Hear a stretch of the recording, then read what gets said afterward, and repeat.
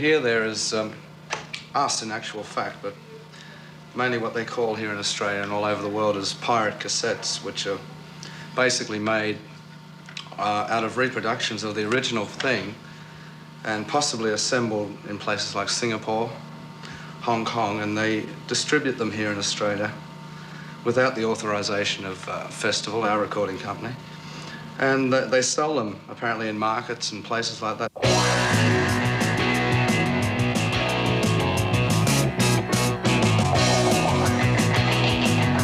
I have here a cassette and a record which have been smuggled into Australia.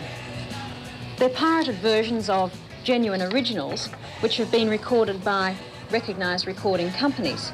They look similar, or often the same as the genuine originals, in layout, colour, photography, etc. But in fact, in terms of sound quality, they're very inferior.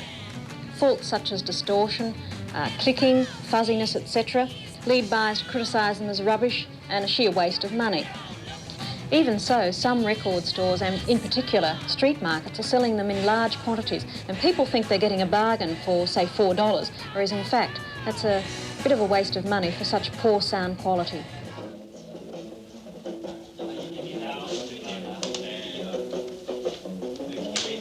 Most of these copied recordings are made and sold in Hong Kong, but many are exported to Australia, Europe and the United States.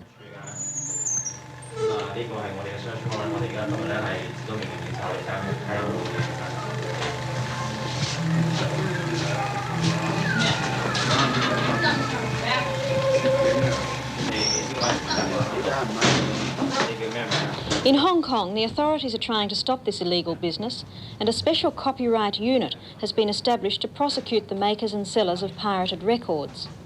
This raid is on premises suspected of being used as factories and warehouses in operations similar to those being mounted against drug rings.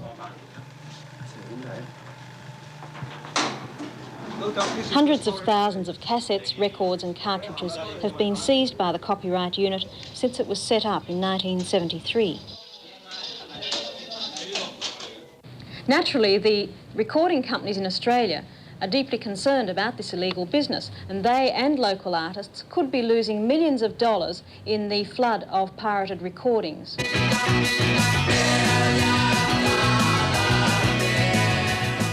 Piracy in records and cassettes in this country at this time is a tremendous problem to us all.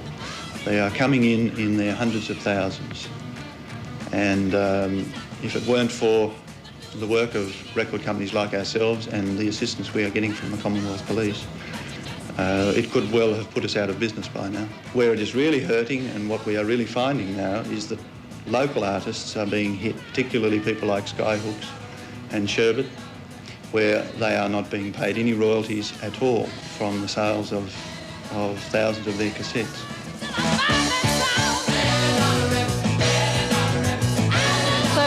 Recordings, make sure that they're stamped with a recognised brand name and that you buy from a reputable store. A price below the normal retail price, say $3.99, may indicate that the recording is a pirated version. So be careful, because you might get a very poor sound quality. The last thing is, although you might save a couple of dollars on a pirated record, in terms of value for money, what you'll get with the genuine original will be much better value for money. Considering that you pay something like 25 cents in Hong Kong for one of these, or they're produced for 25 cents, you may pay, say, 80 cents. In Australia, you pay $4, which really is quite a rip-off.